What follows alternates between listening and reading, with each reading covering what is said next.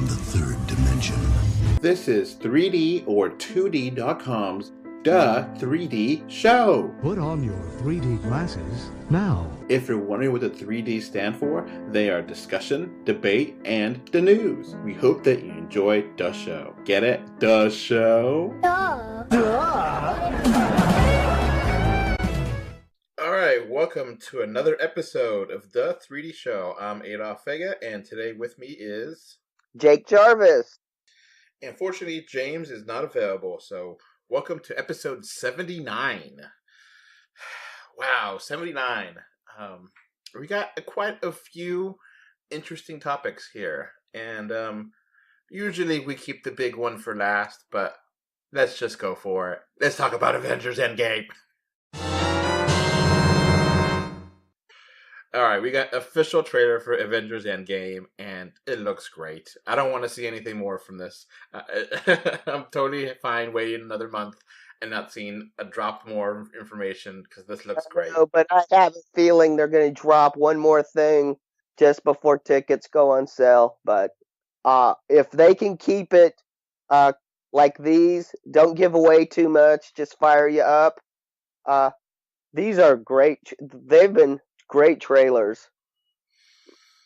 So you get a black and white scenes from the previous movies. You get a black and white scene from Thor, black and white scene from Iron Man, a black and white scene from Civil War. Yeah, and you also get red. Mm-hmm. And it's beautiful. I can't wait to see this actually in a theater or something, because it's going to look stunning in 3D, and just having that black and white with red colored highlights in there of, everything. And then you get basically a lot of stuff we already know, that, after the snap, we're just trying to figure out what's happening. And we do eventually get a scene with Captain Marvel in the trailer, which I kind of predicted, didn't I, that they're going to wait until after the movie. I was thinking it'd be a little bit later than this, but she's in this trailer, and she doesn't blink when Thor is, going up in her face for no reason, which we don't know. Yeah, I was like, wait a minute, that's not Stormbreaker. So does he get a new hammer? Or do they fix Mildor? I think it is Stormbreaker. It just, he has the same control over it, where it could come to him. You don't really see it, the whole thing. But I think it is Stormbreaker. Okay. It just didn't look like Stormbreaker to me. And then you do finally see Tony and Nebula make it back, and in the lineup, in the new grayish suits, which are the suits from Hank Pym from Ant-Man, right? I'm guessing they're Quantum Realm suits. But I'm also thinking they may not be just Quantum Realm suits. They might be suits that they can use to go into space, go into the Quantum Realm. Or time travel. Yeah, so Quantum Realm is how they would time travel, so it would be, I think they're kind of a catch-all, because I see elements of that suit that look very similar to Ant-Man's suit and some other stuff, so I'm thinking they're kind of a catch-all. Hey, we know the real reason those suits exist. Toys. Oh, of course. Yeah. Mm-hmm. Yeah. I mean, that's just part of the game. You have to have new suits, new, things. Uh-huh. That's why Captain Marvel's got her suit is different than from her movie. More toys. Yep. I mean, it's part of the game, man. Don't hate. It is what it is. Yeah, it is. Mm-hmm. Yeah, don't hate the game, And then, to an extent, I'm totally fine with that, because I'm fine with, part of the toys are going to be for collectible adults, and part of them are actually going to be for kids to play with. And I do like that kids are still playing with toys. I love video games, but at the same time, there's something about actually playing with the physical thing, And just because they put out a new version for every movie or or whatever. Doesn't mean you have to buy them. I mean, nobody's putting a gun to your head saying you have to own them all. So, yeah, we get a little bit of this. We do get confirmation that Tony and Nebula get back to Earth somehow. We don't know how or when, but it happens. Yeah. Hmm. Which I never really doubted that. Yeah. Now we know they get back, or we're assuming they get back. I mean, uh, Marvel's famous for their trick trailers. Because I mean, I've noticed nobody's talked about Captain Marvel. How many times they changed blood in the trailers, and had it blue instead of red, and all sorts of other little things they played. Of course, they weren't as overt as the Infinity War trailer. We're looking at the Hulk in battle scene, but all these in-game trailers, all this stuff we're seeing, we don't know how much is strictly in the trailers, how much is a misdirect. Which, hey, they're bending over backwards to keep us surprised. So, and I like a good surprise, as opposed to when Sam Elliott in Ghost Rider says, "I've gone far enough." That's not a surprise that I look forward to. Yeah, and it's completely the opposite of Warner Brothers and how they completely spoiled damn Batman vs Superman and Doomsday being in there. And the less said about Dark Phoenix trailer. I mean, what the fox? You like Tana, don't you? Well, it's clean. Which, by the time deal will be done, I think they said Yeah. that like the 21st, 22nd is when the ink will be dry and it will be officially certified as Fox owns it. And like, if they already, I think I read a story about Wall Street and how people in Fox already have decided if they want cash or if they want stock, which I would choose stock over cash. I'm not. Uh, depends. If they're offered them Fox stock, I wouldn't take it. But Disney stock, yeah. No, it's a Disney stock, yeah. Yeah. Uh, So that's happening next week, or within the next few days. So yeah, that's happening, and we could talk about the trailer, but some people have done like 30-minute videos analyzing each second, and like you said, there's a lot of misdirects here. So hmm And a lot of people jump into conclusions based on nothing. I mean, I do like the line that they have in here. What is the line? They keep repeating it over and over again. Whatever it takes. Whatever it takes. Whatever it takes. About being over it. We're not over it yet. Yeah. So that they're gonna find a way to get going and that to restart and yeah. So it's definitely interesting with a lot of goodies there. We did get a little bit of information from Kevin Feige about Captain Marvel because Captain Marvel is now a legitimate success. It's made like 500 million, I think, something like that. Yeah. Yeah, like a week makes a $500 million worldwide. Yeah. So I would say it's a outstanding success, which is surprising. But I mean, it's surprising in a good way. I mean, everybody. I mean, we're comic geeks. We wish all comic movies to do well and succeed. I mean, I got no agenda other than yay comics. Good stories is the agenda. We want good stories. Uh-huh. Exactly.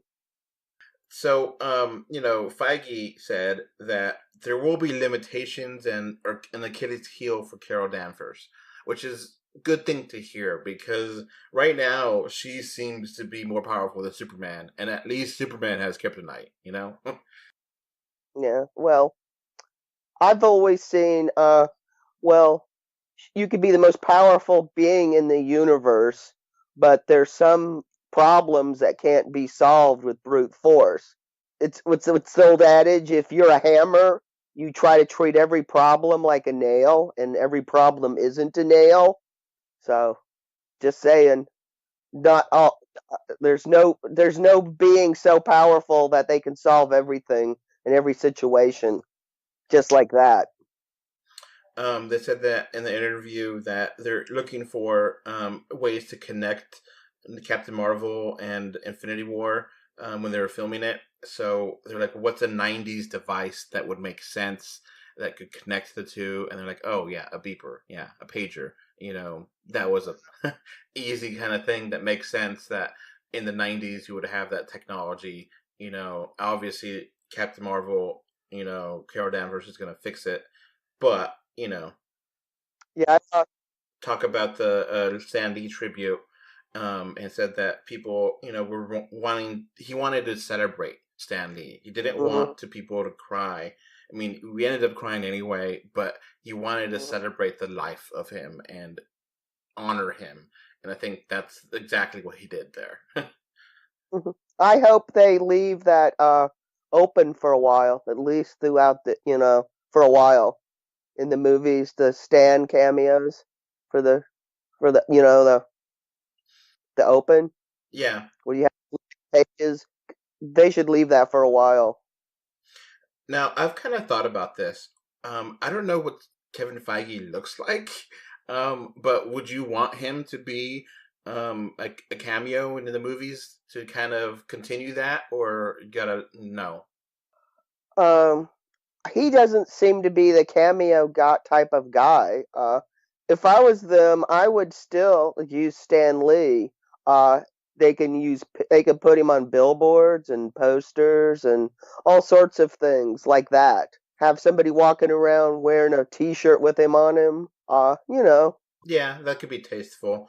I think they did Mhm. confirm that they're not going to do CG versions of him, and have him lip sync, and they're not going to do that crap. So That's good.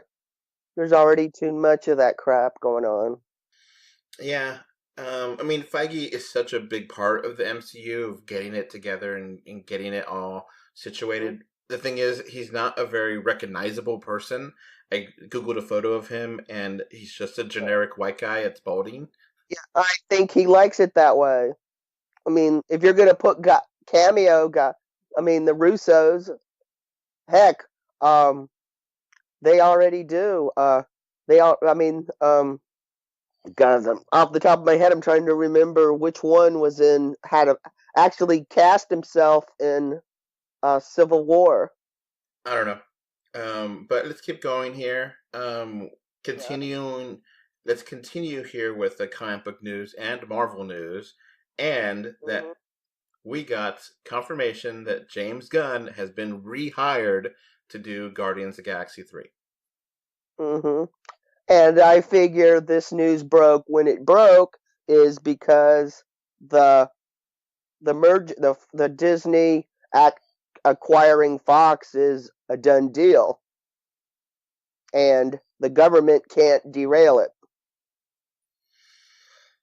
I think maybe part of it is that they know that Guardians of the Galaxy 3 needs to be made soon. They can't just have that be like 10 years from now, Mhm. So And nobody wanted to touch it. yeah, and as respect to James Gunn, no one wanted to take the role. So it looks like a trilogy is going to get directed by the same director after all at Marvel. Which is fine, totally fine. I like James Gunn, and Hmm. And I don't think he has any complaints. I mean, rumor has it because of his unjust firing, Disney had to pay him 10 million on top of his contract. the How past. lucrative contract. And now he's also going to be directing Suicide Squad reboot. So now I see the big issue is I just hope this doesn't turn into an X3 Last Stand versus Superman Returns situation where you have directors and actors all working on the same project and you end up with two crappy movies. So Because Warner Brothers and Fox were fighting and wouldn't budge, and basically both of these movies had the same cast, same directors, and both movies were horrible. So we'll get to Suicide Squad. Let's continue on with Guardians of the Galaxy 3. They did kind of set up Adam Warlock being at the end of Guardians 2. Do you actually want him to be shown on screen and have a story with him? Sure. They've set it up. They've also set up Nova, so I figure we might be getting Nova too, maybe. Or setting up, or more of a direct setup for Nova.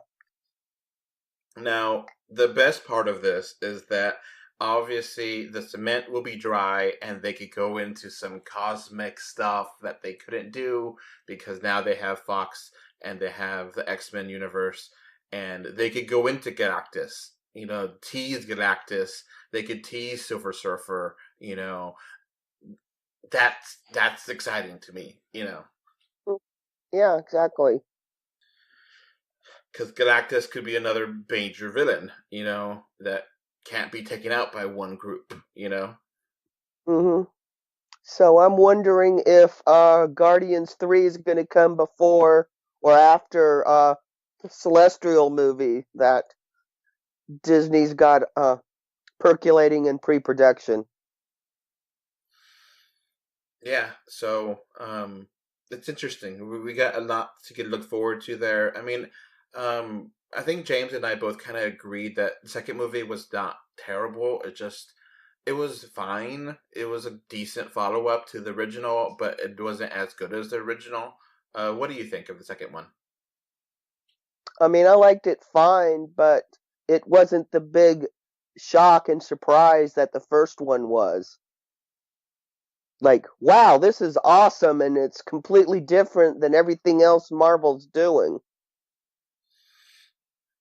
And like I totally did not expect that movie to be a big hit, and I didn't expect it to work because it's such a the comic is not a big comic. It's been around for a little while, but it's not been a favorite of anyone, and people barely know about it. So it was kind of like, oh I wow. mean, I'm a big Guardians fan, but that's because I'm an Arnold Drake fanboy, and but this version, the movies were based more on comic writers nicknamed DNA, whose Guardians were kind of reminiscent of their work on the Legion of Superheroes, which why guys go, well, this kind of reminds me of 90s Legion of Superheroes. Well, yeah, because this is based on the Guardians that those guys wrote that version of the Legion too, so there's a lot of similarities there. So, part of the deal with Suicide Squad, I kind of wonder if Disney saw that they're going to be doing Suicide Squad, and we're like, yeah, we don't want to give away, James Gunn to Warner Brothers and have Warner Brothers do work with him and get all these movies with him, and we don't want to lose that on that. And sometimes jealousy could be a big thing. Mhm. Yeah. So let's get to Suicide Squad. Okay. That looks like it's going to be a full-on reboot. And the name hasn't been officially confirmed yet, but it looks like they're just going to say The Suicide Squad. Oh, I would go with something like, I would call it AKA Suicide Squad or something, because they're actually called Task Force X. And it looks like they're going with the the first run, the real political run, that's really dark, edgy, very grounded in the real world politics. And James Gunn is writing and directing that. And once they're done with the new Suicide Squad, then he's going to go over to Disney and do Guardians of the Galaxy 3. So that's already the deal. That's how it's going to work. So don't, it's going to be two time periods different. So like I'm just really hoping that he doesn't have to run, that they don't try to overlap these too much. I mean, yeah, I imagine there'll be some pre-production. Like if he's in pre-production at one and post-production in the other, I think he could handle that. But I don't think they should be in production simultaneously. That's just never, it just never works out. And like I said, the most famous example of this being an abysmal failure all around is hey kids, just Google Superman Returns and X3 The Last Stand.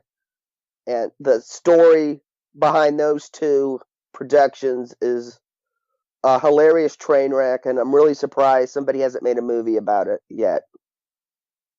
So, we are going to get a new crack at the Suicide Squad, and we do know already that Deadshot's being redone, and we don't know if Margot Robbie is going to come back as Harley Quinn, because she's going to have her own movie then. Who do you want to come back now that we know that there's going to be a reboot? Do you want to have Enchantress again? No, I don't. Oh, I don't think we're getting any of those characters. I figure there's a chance we might get Dave Bautista as Peacemaker, even though I would personally like to see him as the Polka Dot Man, because that's a character that really needs to have a sly sense of humor and somebody with good comic timing, and I think he would be really good at being but he'd make a great Peacemaker too. Like hell, if they wanted to cast him as Enchantress, I'm sure he could pull it off. Because Enchantress was definitely the stinker of that group. Oh yeah, she reminded me of Zool and Ghostbusters. But worse. Yeah, I mean, I was like, aim for the flat top. I mean, I felt like I was watching Ghostbusters '84, along with a little bit of Kelly's Heroes kind of in that movie. But and Idris Elba's Deadshot, that's going to be really interesting. So, and then it's going to be like a Suicide Squad from another dimension, because like we're still going to get Amanda Waller and Viola Davis, and it's just going to be a weird movie, but I'm excited for it. I do like the original. I don't hate it as much as everyone else does, but it definitely is a flawed movie. Yeah, I thought it was fine. I mean, it's one of those, it's just kind of what I joke. It's fine. It works. It's okay. It's not the end all be all. But it works. It didn't insult my intelligence. I didn't feel like I wasted 2.5 hours of my life watching it. It was fine. And I think that this one, Warner Brothers is learning, which is the most important part, to trust its directors and not micromanage, which I think this was the biggest problem of Suicide Squad, was that they're like, oh, they got to make it more light, more fun, because people didn't like Batman vs Superman, and it's like, well, that's not really the way to do things, and you shouldn't be changing because you don't like one movie, change the next one.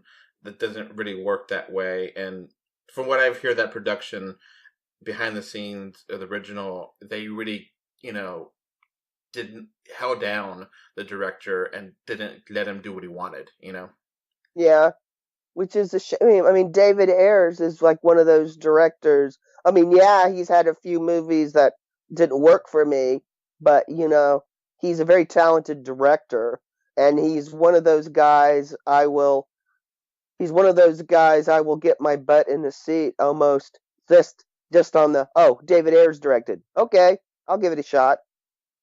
So, yeah, I think it's exciting to see this, and I think, this is going to be a fun take on this, and it should be a pretty good movie, all things considered.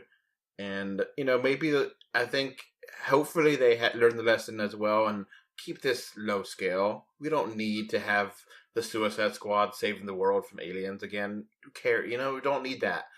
We need them to do something small.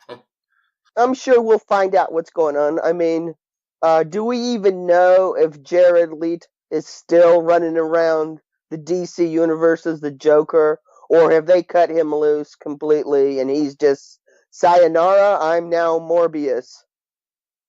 That's a good question because I don't know. I think that maybe they still have a contract for him to do one, and I think they're still interested in doing it, but they don't. I don't. It's one of those promised movies that DC has promised. But he would be a good fit for a Suicide Squad movie. So it's interesting, Suicide Squad would work, and the best way to do it is to do it like an Ocean's 11, Ocean's 12, Ocean's 13, Ocean's 10, whatever. That kind of thing. Or original or like the Mission Impossible TV show. Where you pick a team and you may not come back. If you accept this mission, we'll see. I just like James Gunn as a director. I've always liked him. So he's got a sweetness to him, and he's got a real edge to him. It's very interesting. Yeah. So I look forward to this movie very much. Heck, I look forward to movies he produces. I'm looking forward to Brightburn. Yeah, I mean, Suicide Squad would be a good thing to do with, have them infiltrate Fort Knox or something stupid like that. That's the kind of story you want for this, not aliens or whatever. Yeah, exactly. I mean, or they could go, or they get hired to go kill the Joker. Yeah, something like that. One time, I heard the villain was Black Mask, but I haven't heard the name. And at one time, but then again, or was that for the Birds of Prey movie? They're having Black Mask with Ewan McGregor as cast. We'll find out soon enough. Now, would you want like maybe Black Manta to be in the Suicide Squad, or that'd be kind of weird? No, it would be pretty cool. I mean, I don't think he's going to be there, but hell, I wouldn't mind Ocean Master in it. Patrick Wilson's a good actor, I mean, he's a good enough actor. Conjuring movies and stuff are watchable just because he's in them. I mean, he's better at playing Ed Warren than Ed Warren was in his real life. So yeah, both some interesting good news there. We got also a official trailer for Aladdin. What do you think of this? I thought it was a better trailer than what it looks like. It looks like they're pretty much. It's going to be like the animated version, more or less. But Will Smith has a different manic energy than Robin Williams had. I'm not the world's biggest Aladdin fan. That's the I actually like Beauty and the Beast and Little Mermaid more. So I'm warming up to this movie now, where I was really against it. Okay, I'm starting to warm up to this. I think I kind of get a sense to how Will Smith is going to be, and I kind of like it. I can kind of understand it, It does seem very safe, which at the same time, I understand they have to be safe. 85% of the movie is going to be the same thing as the animated movie. It's Disney. They tend to be safe. Not always. Looking at you, Black Cauldron. Us Black Cauldron fans have to shout it out every once in a while. What's the deal with that movie? It's just a cool, dark, animated movie. And it's just so unlike anything Disney's ever done. I mean, basically, it's kind of Lord of the Rings for little kids. So, yeah, we get it. I did like in the scene that, it's like, I want to be a prince, or, and like, he generates a prince. It's like, so you got to be more specific, and I like that idea that you have to be more specific for your wishes, And this one got confirmed at the end to be in 3D, which we weren't sure about. But I mean, all the Disney live action movies have been, so that's good to hear. Yeah. And it looks like sometimes Genie's going to be blue and sometimes he's not. So, Yeah, human shape, human form. yeah. And I think that works more in this movie than he did in the original cartoon, because he was, human form occasionally in the cartoon, but it didn't really work because it was just kind of weird. I think it works more here, and I kind of got a Bollywood vibe. I don't know about you. What do you think? Yeah, definitely a Bollywood vibe, which was a good idea. Keeping it, have it Indian and have it really colorful, really fun, really, good kind of emotion to it and dancing. And, I could, it's Arabian Nights. It's not Indian Nights or Pakistani Nights or whatever. But I mean, you know what I'm saying? It kind of still. Yeah, have that high energy, the music, the dancing, which is really smart if you don't have a stand-up comedian who can just ad lib like crazy. You know, you gotta and you want to have that manic energy that made the first one so popular go another way, and that's a smart way to go. It also opens it up and makes it relatable to a large portion of the world because Bollywood movies are extremely popular worldwide. Uh, I wish more of their 3D fare got U.S. releases. I mean, I've only heard of one, and I was very disappointed. The few 3D screenings that were in my neck of the woods didn't start till 10 o'clock at night, and that's kind of rough to go to see a movie that's 4 hours long and starts at 10 p.m. Yeah, a few of them have been near me, but not good times for me to record or watch it. I think like 2.0 was over here, and it's like the middle of the day, and I was like, okay, that sounds good, but I have other things I got to do, on the Saturday, and that controversial one came. Yeah, and then most of Bollywood that gets here, even if there is a 3D version, they don't screen it here. So. The one I had did have the 3D screens for him, but I just didn't have time to do it. And the thing that's kind of weird is that sometimes they don't get the 3D screens of our movies over there. And like, there's been quite a few 3D movies that don't get released in India, and like, it's ridiculous. Like, completely like a week or two before release, oh, we don't have a distributor, and it goes out in the vapor and no one watches it, and it's just like, And come on. sometimes India gets home video releases of stuff in 3D that we don't. So. So, yeah, it's interesting. Kind of continuing with Will Smith, we got information on Gemini Man, which now has been confirmed to be in 3D, which it wasn't before. We don't have a trailer or a poster yet. Probably after we put up the podcast, it'll probably go up, but neither here nor there. And they get confirmed that it's going to have a high frame rate. What do you think of a high frame rate movie? I actually like high frame rate movies. I like them very much. First time high frame rate movie I saw was one of the Lord of the Rings sequels, and to me it looked like it was the first time I saw a movie that actually looked like real life. I felt like I was looking at reality. Ironically, because everything in it was CGI created. So that wasn't lost on me when I saw it. I chuckled. I just felt like all these ogres and stuff were real. I mean, it looked real. It felt real. But unfortunately, it doesn't translate to home video because that would mean we have to change our TVs, Blu-ray players. Everything has to be changed up for high frame rate. So one step forward, two steps back. Now, it's interesting because high frame rate would be 60 frames per second for 3D, 120 for 2D. And there's not many theaters that can even handle this. So, who's really going to be able to see this besides, one or two theaters, and you have to have, it's going to be really hard to find this. I know. There's like 4 places within 100 miles of me that can play this.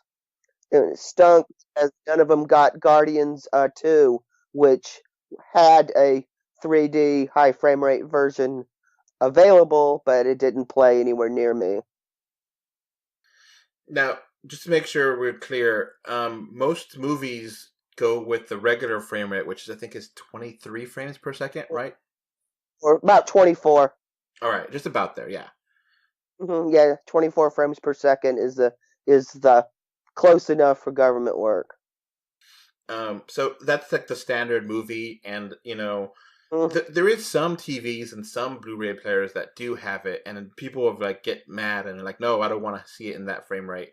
I want to see it, in lower frame rate, regular. People have said that it looks like a soap opera, which I don't understand. It depends. To me, high frame rate doesn't look like a soap opera. It's the little controls they add on TVs that make things look like soap opera effect. To me, a high frame rate just makes things. Of course, Of course, your mileage may vary. I have an extra cone, so I see differently than a lot of people do.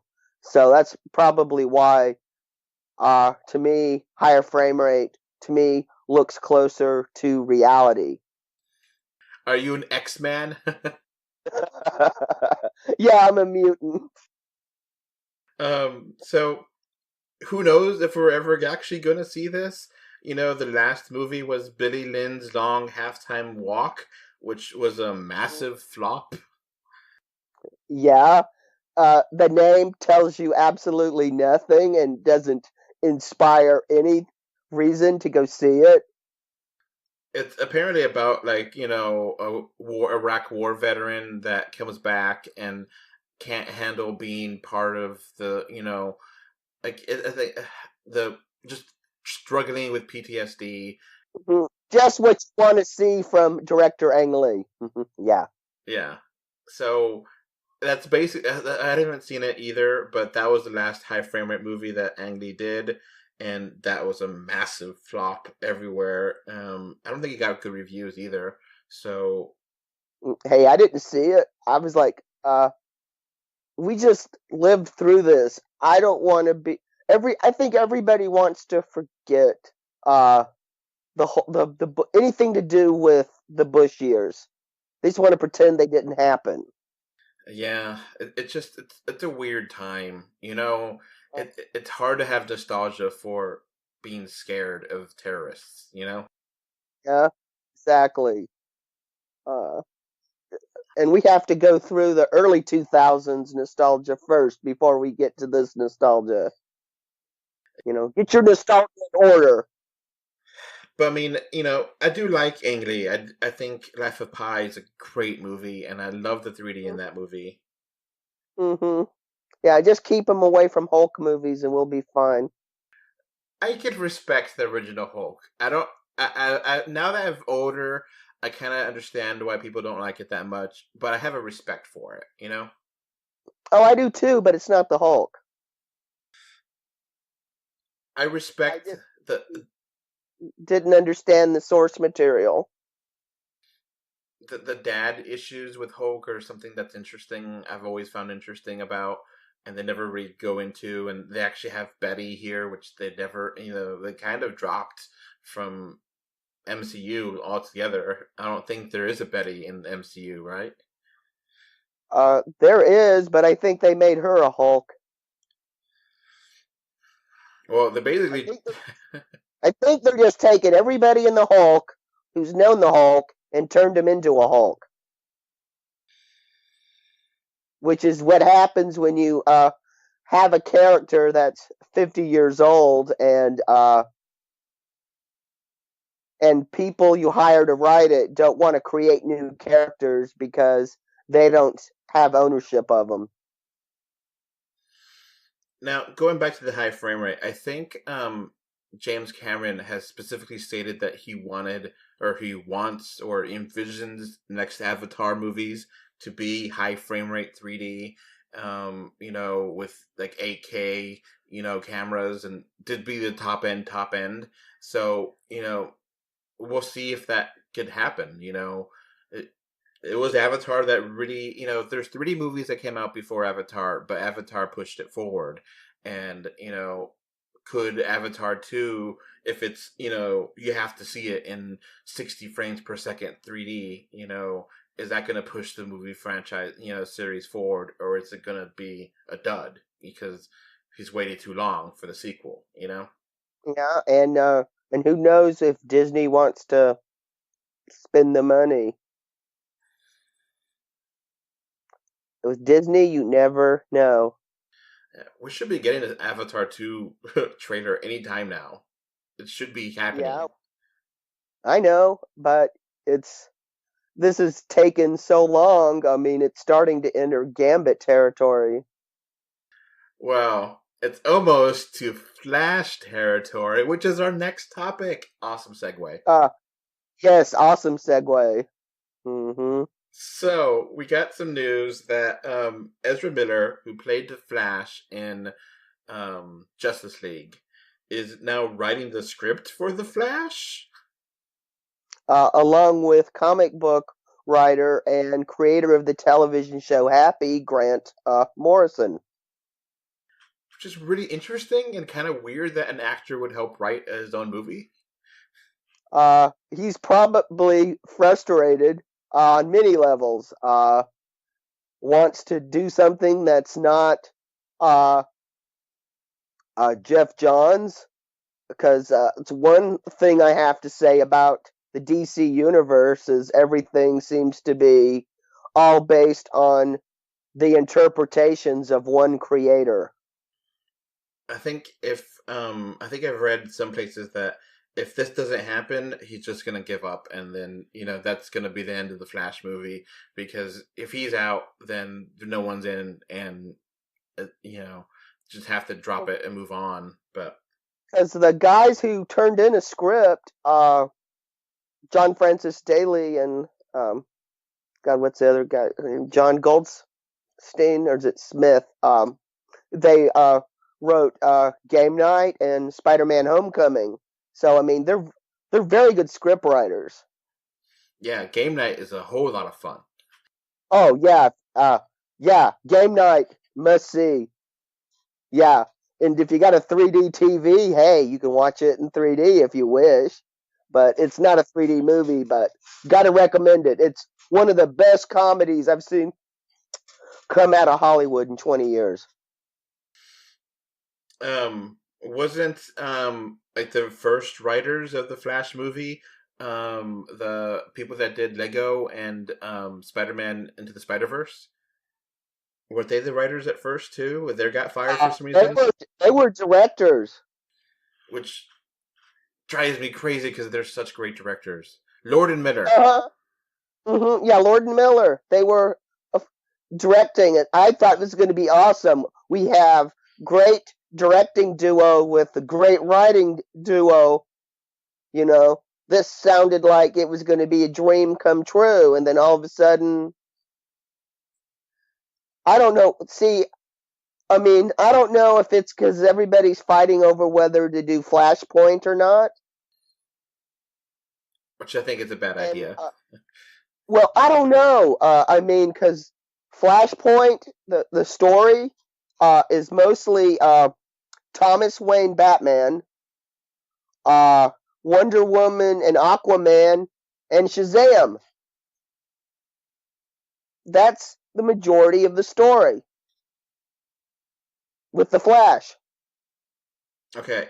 The reason I have a problem with Flashpoint for this movie is that you'd be basically introducing the characters to a mainstream audience and then changing them immediately after you introduce them. And it just will be ring hollow, I think. Well, the thing is, Wonder Woman, Aquaman, Batman, all these characters have already been introduced in DC movies. Uh, Well, yeah, but I'm talking about like Iris West. but I don't know if they actually want to do a reboot at this point. But then again, I don't know what, because Ezra Miller says he wants to go darker. So only thing I can think of darker than Flashpoint is when Zoom murders Iris West. Which that'll be one hell of a dark story. Yeah, exactly. And then he turns around and murders Zoom and then goes on trial for it. And it's one of those things too that the Flash TV show has kind of robbed the Flash movie from potential storylines because this could become compared to one another if you do the same story, Yeah. And the Flash TV show has been around and is well established and pretty much well liked. I think some people think the last season or so have been kind of weak, and I won't disagree with that, but still. It's hard because you already have a Flash that people like. And what do you think of Ezra Miller's Flash in Justice League? I don't think I got any commentary on him. Well, it's fine, but the problem is, it's so overshadowed. I agree. It's so overshadowed with the TV show, because Grant Gustin is just so perfect as the Flash, and Ezra Miller's Barry Allen. We haven't seen very much of him. There's been no development. I mean, he's just a few quips and quirks, and I mean, how much? 20 minutes of Ezra Miller altogether as Flash in all of these Justice League movies? And how many hours and hours has Grant Gustin had to develop the character? So, I mean, it's not even... Ezra Miller doesn't even have a chance. I mean, Grant Gustin just owns the character. He's just so perfect at it. I think the only way that you could really do a Flash movie is just to basically have, maybe have like a 10-minute intro of how he got his powers, who he is, and then go after some rogues. And it just be a simple movie where you go after 2 or 3 rogues and you try to, it's a fast-paced movie because it's a Flash. Have it be... Trying to remember the issue. It's one of the most iconic covers from the 60s, where it's the first time all the rogues get together with Captain Cold, and they take out the Flash, and he has to really work, because all of a sudden, these guys are all teamed up like their own version of the Justice League, and they know how to use their powers together to take him out. That would be a really good story to adapt, but it's not Jeff Johns. Now, tell me more about Jeff Johns. Okay, Jeff Johns is the comic brain trust, and so far the only things that have been getting turned into movies at DC are his versions of stories. Like his run, like Aquaman was based on his run Aquaman. Wonder Woman was based on his work on Wonder Woman. And I imagine the problems with the Flash are he wants his version of the Flash. And there was a little pushback with Snyder because he was basing stuff on the Injustice video games. Which Injustice would be a fun movie, but I think you have to... But it doesn't fit in with the mainstream DC universe, and I don't think you could substitute Injustice for the mainstream DC universe. No, I agree. It could be a fun thing to do as like, a third Justice League movie or something after you establish the characters, after everyone likes everything. It could be just like a nightmare kind of scenario that's fun, So, but you don't want to do that. Yeah. Yeah. See, I would love to see the Green Lantern story, Darkest Night, but you just can't drop that without laying down a lot of groundwork first, because that was a great series watching the Justice League fight all these dead heroes and villains. Because, the black power rings could raise the dead. So it was like a superhero zombie attack. I mean, it was awesome. But you just can't start off there. Because there's no stakes the reason there were stakes in the comics is you knew the relationships with all these people and their backstories and how they interacted and their betrayals and their frustrations and everything. So, hopefully we get some positive news on The Flash, because it's been in development hell for years. Yeah. I just think this is a kind of a last-ditch thing to do something, or because I think Ezra Miller's like, well, I'm who knows what's going on with Harry Potter. I mean, it's making money. Some people like it, some people don't. But it just seems like there's just a lot of stuff swirling around the whole franchise. Yeah, so we shall see if we ever get a Flash movie or if it just becomes vaporware. Gambit. Yeah, which Gambit is basically, we're going to confirm that, we're not going to confirm it really, but we could put a stake in that because that's dead. Because now that the deal is going to be done in a couple of days, Disney is not stupid. They're going to just cancel anything in the future. Like we said this 1,000 times before, we'll say it again. The likelihood of X-Men Dark Phoenix is going to still come out normal, and the likelihood, very likely, that Hulu is going to get the mutants, the New Mutants, and then that's it. They're not going to touch anything else after that. They may release New Mutants in theaters, but it probably not. At this point, why bother? If it gets released, it'll be like a late August. Just dump. So, yeah, I'm not expecting much from that, and I don't think anything after that is I think it's all gone, Yeah, they're going to, Kevin Feige will be able to plot what he does with the former Fox properties of Marvel. He'll be able to plot his Fantastic Four, his X-Men, and decide what he wants to do with them. So, Jake, you got anything else you want to talk about? Oh, we should talk about that Toy Story 4 trailer that just dropped. So, this one, totally out of the blue.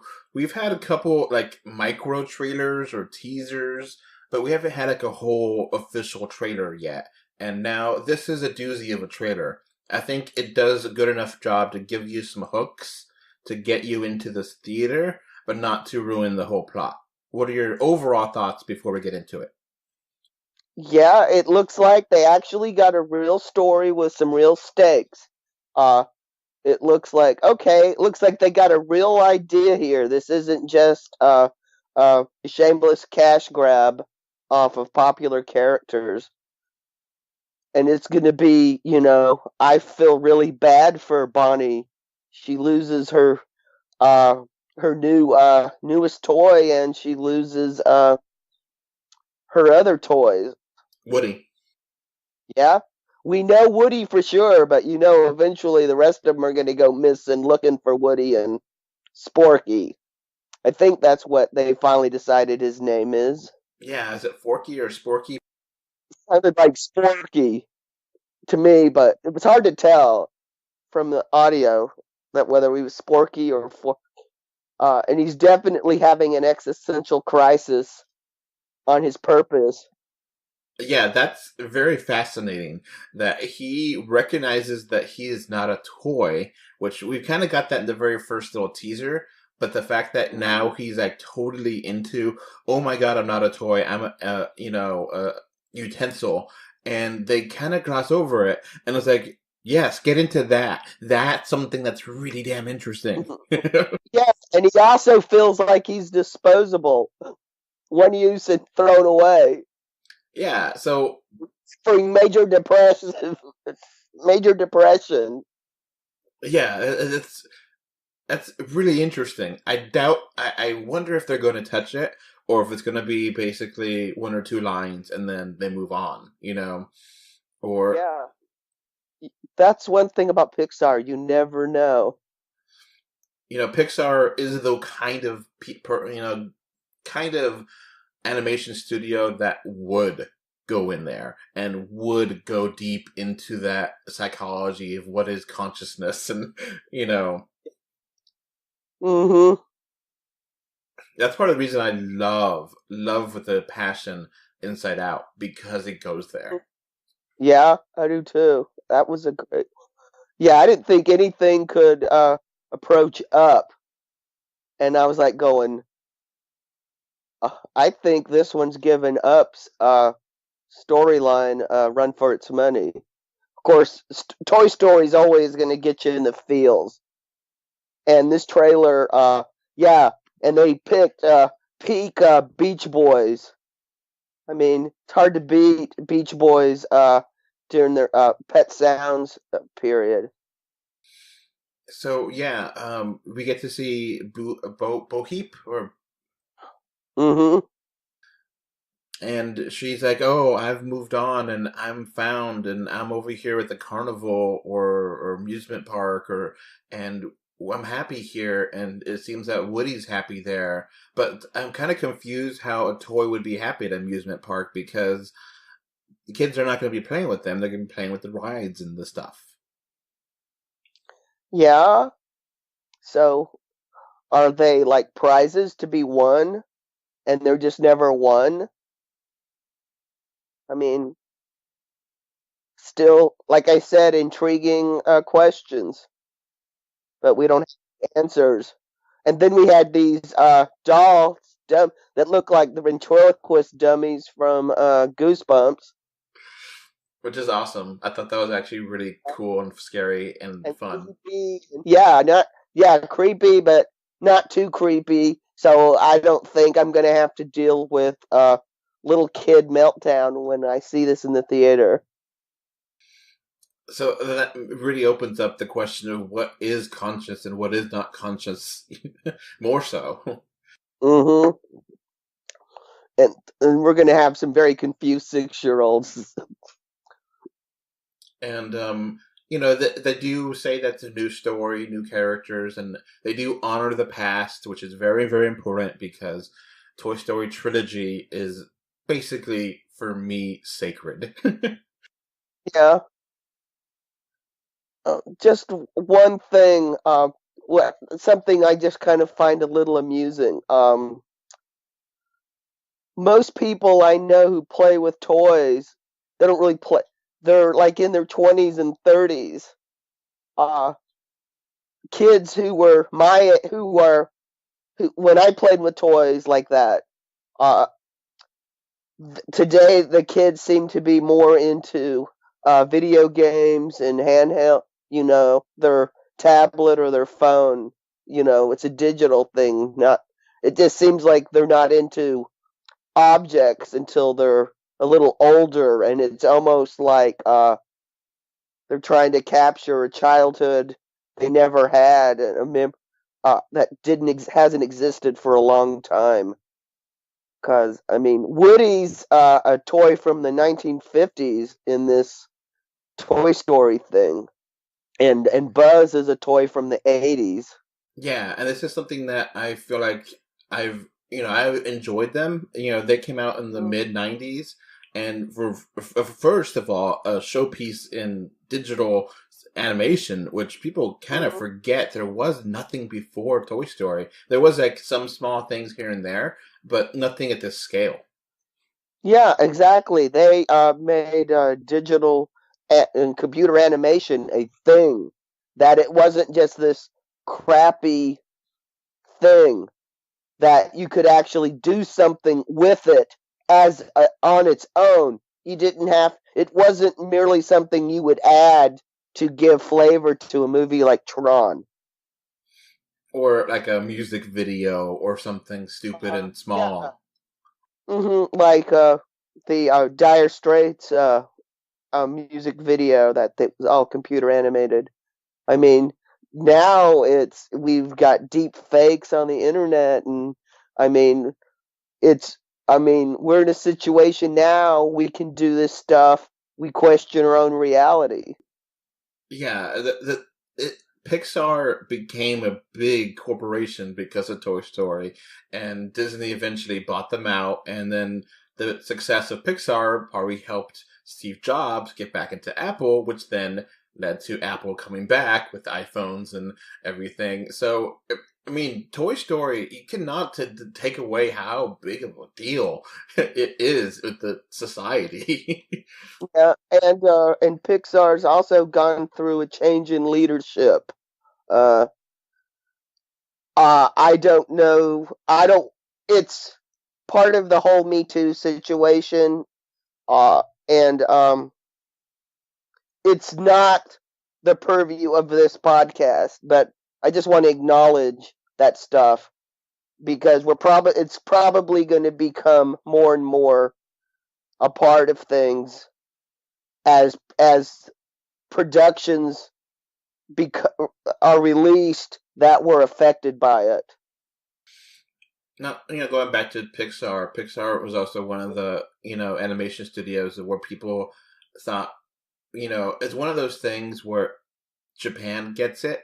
The animated movies can be great movies and don't have to be for kids, but like American Western, like, oh, it's a kids movie, it's cartoon, and like Pixar was one of the big big studios that said, screw you, we're gonna make an adult movie that happens to be animated, not adult pornography or mature themes, but, adult, like, because in Europe they make animated features for adults, but they tend to be adult themes, material that's not suitable for it's not like stories for adults that deal with adult life. It has what they call adult themes of sex and violence, stuff that parents don't want their kids watch.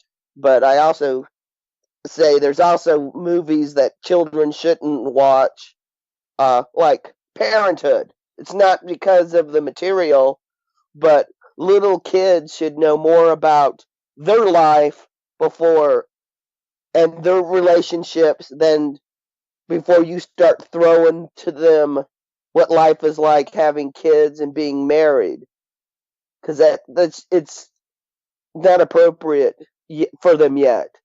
They need to know about this other stuff before they learn about this stuff. Makes sense? Yeah. Toy Story 4, I'm actually kind of getting excited for this, which is amazing. Mm-hmm. Yeah, I didn't think I was gonna. I just figured I was gonna roll my head and said, "Oh, this is just going to be greatest hits of. Oh, we're gonna take the moments from each three movies that worked, and we're gonna jam them all together and do a story about Bonnie." And it looks like they found a good hook and a good story, and this will be, I believe, the first movie in the post John Lasseter era. Of course, this was it's not completely post John Lasseter era, but still, we'll see whether Pixar's still got some creative juices. Because when you have a big change of leadership like that, it could be you never know what's going to happen next, what direction they're going to go in, and whether the quality is going to stay the same. And I think James mentioned this before, that he kind of thought Toy Story 3 was like the pinnacle of Pixar, and like they kind of have lost their way. And to a degree, I feel like they have, but they've gone. A lot of movies have been great. Coco is fantastic. Same thing with Inside Out. It's fantastic. But yeah, Toy Story 3 just hit it out of the park, and I don't know anyone that was not shattered by that ending. Yeah, it was quite a thing. So I think it was pretty bold to. Well, other than the money issue, it's pretty bold to do a fourth one. Because it could just go the way it could be like Shrek, you know. Yeah, Shrek. I think Toy Story 3 was like one of the few movies where I saw people crying and giving a standing ovation at the same time. Yeah, And I think the kids were not crying, the parents were. yeah. Oh, Toy Story is more for people of a certain generation. Uh, So that's why it's kind of so important. That's why Toy Story 4 it has so much weight on there because it has the emotional baggage of a generation or two. you know, yeah, that's part of the reason why people don't want it to be made. But now we've seen it and like, okay, I think I think they have a good idea here. I think they have a good idea, and I feel good. You know, but it was just like it's such a part of how I grew up. I grew up playing toys. I imagined them coming to life. This was coming out, in the 90s. I was, 10, 15, years old. This was just like perfect for me. So, it's just one of those things that it hit me perfectly. So, it's going to be definitely a really hard thing to review. yeah. See, I grew up with thing makers, so I was like making my own toys, burning myself while doing it. Yeah, I've got such scabs on my fingers. People think I'm a guitarist. No, playing with thing maker. So, you mentioned some adult things, and we kind of Yeah. have to talk about something that kind of happened out of nowhere that I wasn't aware that was going to happen, and the CEO of Warner Brothers has been thrown out of the company. Yeah. And there's all sorts of names being thrown around about who will replace him. Uh, this uh, so we'll probably know in a couple of weeks who the new CEO of Warner Brothers is. This shouldn't have any effect on DC and Walter Hamada, but who knows? You know, you never say never. This is one of those things I wish DC was kind of spun off into its own thing, like Marvel is, but it isn't. So it is what it is. Yeah, the CEO Kevin Tashara, which I'm probably really not pronouncing that right. Yeah. Uh huh. It just looks like he was relieved for trying to promote an actress, and it's just your standard sexual favors and casting people over the objections of directors and producers, and it's pretty much the way Hollywood has always acted. It's just kind of shocking to see somebody still trying to do it with the awareness people have of it. It's just shocking to just see it still happening, but I guess it's since it's always happened, it always will happen, and I shouldn't be surprised.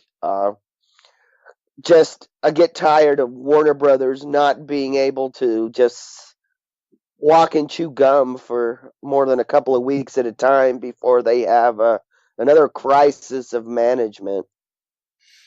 Yeah, and Warner Brothers owns a lot of things besides DC Comics entirety. They own the Harry Potter films. Lord of the Rings franchise. They just got bought. They just merged with AT&T, and it looks like all the Warner Brothers people are mostly gone. So we've got all these tech people running a studio. And obviously the CEO is a big deal, and how the corporation underneath him or her operate is a big deal. And a lot of movies have gone through production hells, and we don't know what's gonna be, if anything's gonna happen, like we're gonna see anything, if it's gonna be delays, or if there's gonna be any kind of changes to schedules, or actors leaving, or there's a lot of things behind the scenes that we may not know probably for a couple years, and some stuff we may end up seeing just because it happens, and it happens big. It's a big news. So it's breaking news, but it's also one of those news things that are probably going to keep giving us. It's going to be a fountain that we're going to keep drinking from for probably years to come. Yeah, especially since we're going to be waiting till 2022 for a follow-up to Aquaman, other than James Wan wanting to do a trench movie. Of course, you have to admit that was a highlight of the movie when they sail to the trench and those monsters.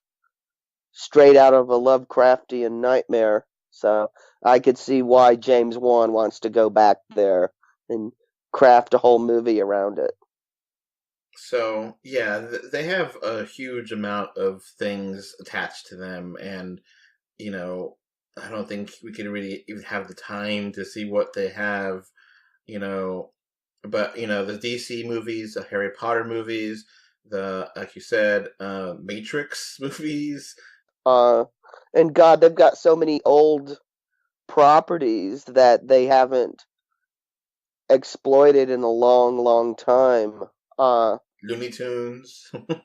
Yeah, they've got the Looney Tunes, Maverick. I guess it's time. If they ever have a Western revival, Warner Brothers is set. They own so many Western properties, as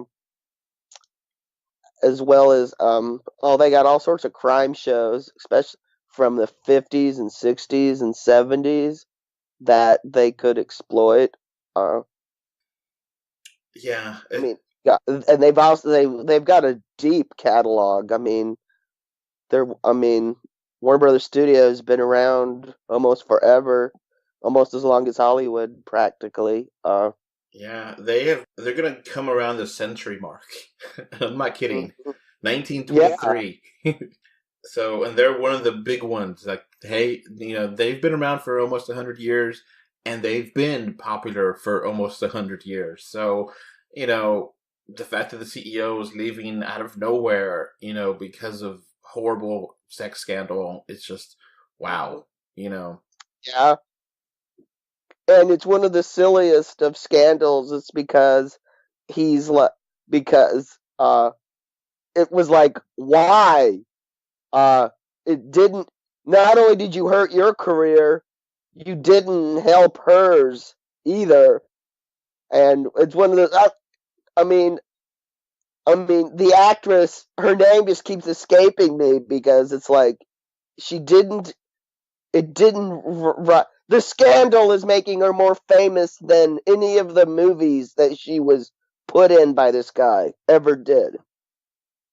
Actress Charlotte Kirk. Kirk, yeah. Only thing I can think of she was in was Ocean's 8, off the top of my head.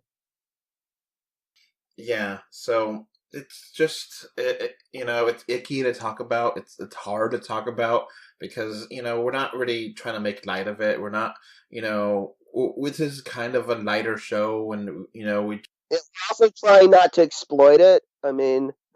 But this stuff is just getting to be so much of it. You have to acknowledge it, or we sound like we just seem like we've got our heads in the sand. And also, this stuff is more and more affecting what we get to see. Yeah, so it's more than just, oh, look at him being stupid. It's gonna affect the movie business and what comes out, what doesn't come out, what gets delayed, and what actors get paid and what, and it just there's a lot of because because sometimes when a new regime comes in, they cancel everything from the old regime that's outstanding, that hasn't been made yet. So yeah, it's going to affect us, as people that review movies and enjoy movies, and Warner Brothers is the last American studio that has a real commitment to 3D, a serious commitment. So is that going to change under the new regime? We don't know. We hope not. I figure even if it changes, there's still hope because there's contracts for real 3D at Cinemark through 22. So there's going to be some product for us to see at least in Cinemark until 2022. So, And like, here's a real world example.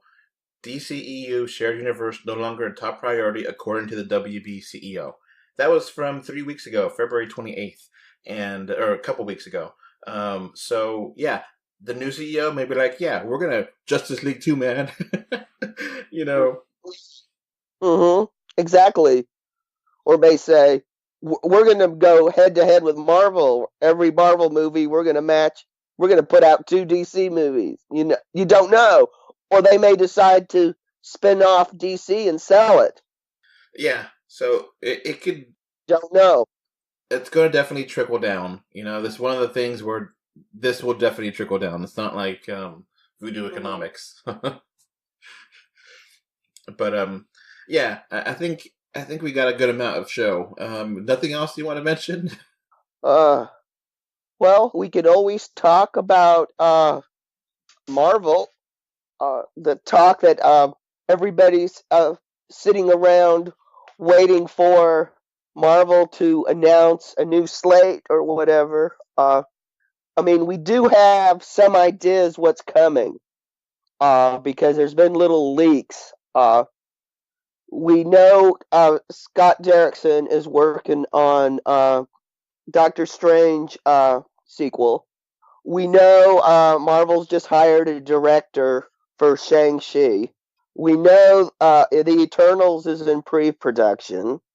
And we got also Black Widow movie, which we've talked about before, and the Black Panther movie, too. So, there's definitely going to be some movies coming out. And, Black Panther and Black Widow and Doctor Strange are all, and Guardians are all, known properties. We know what to expect from those movies, basically. But the Eternals are going to be out there. Yeah, and we will know because there was at one time going to be almost a year break between Marvel movies. I think this summer at either San Diego Comic-Con or at if Disney decides to have a D23 or something, or maybe Show West in Vegas, we will find out what we will get dates and movies, and we'll find out if there's going to be a big break for Marvel. Yeah, Shang-Chi is going to be interesting because it's going to be a kung fu movie, and he's in the Marvel Cinematic, Marvel Comics. He's supposed to be like the best kung fu fighter of all time. Now, obviously he is a little problematic on several fronts. He is the son. This isn't a spoiler, by the way. It's canon in the comics. He's the son of Fu Manchu. Mm. The character has not aged well. If I was a Marvel, and I'm not, so they would be very smart if they made him the son of the Mandarin or something. Okay. And he's just kung fu, which, hey, I love kung fu. Don't get me wrong. I love martial arts. I think that's a great film. And also get rid of the biracial thing, because the reason they did it was because of the show Kung Fu, where they cast a white man as a biracial Asian character, which wouldn't fly today. And I would just because people were crying for Iron Fist to be Asian. So I would make Shang-Chi Asian and get some really good martial arts. Yeah, so that's a good question, because martial arts is really fun to watch on screen, but I mean, how is he going to really compete with Thor? Yeah, get Sammo Hung. I mean, that guy has directed some of the greatest kung fu fights in cinematic history. And he's still with us, working strong. I mean, yeah, get him doing the as a fight coordinator, man. Heck, Jet Li could probably coordinate. I mean, he's been in so many of these movies. He could probably do it now. He could move behind the camera. Yeah, I mean, I think Jet Li and having And there's all sorts of talent to do this. And I'm sure Disney through Marvel has approached a lot of these guys already, or hopefully so. I mean, there's also talent in Hong Kong that hasn't been tapped by the West yet. yeah, having Jet Li and Jackie Chan be consultants at least would be a very big deal, I think, and really help authenticate it, make it feel more than just Marvel Kung Fu movie, Uh-huh. Yeah, and then there's other guys like Choi Hawk, and I'm trying to think of some, because so many good guys have just passed away in the last few years. But there's still several with us who haven't retired. Who I said, there's Hong Kong's got lots of talent, always has, probably always will.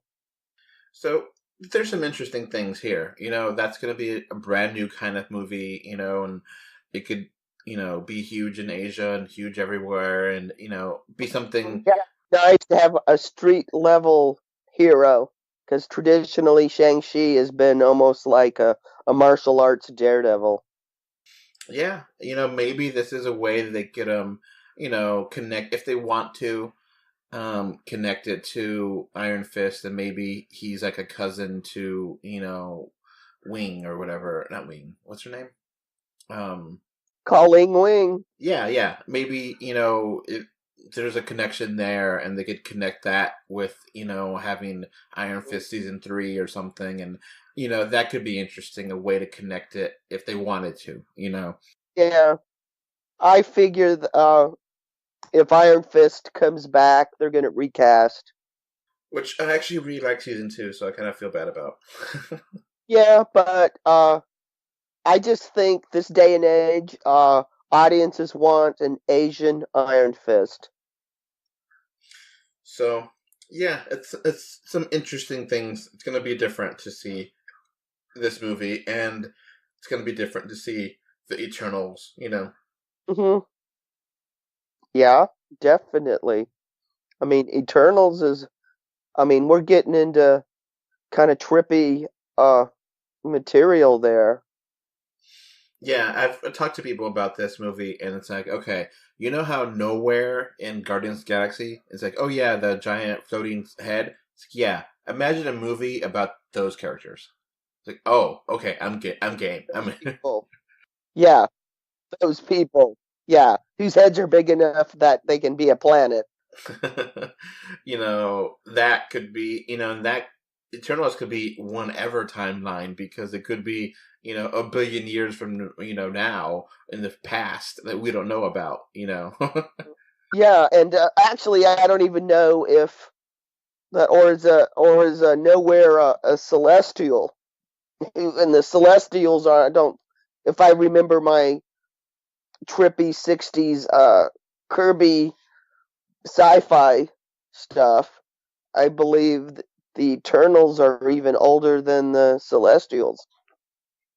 Yeah, that's where it gets kind of confusing and all that, but I'm interested. It's gonna be that's one that they could go really out there for. So, and then Doctor Strange too they could go really out there for.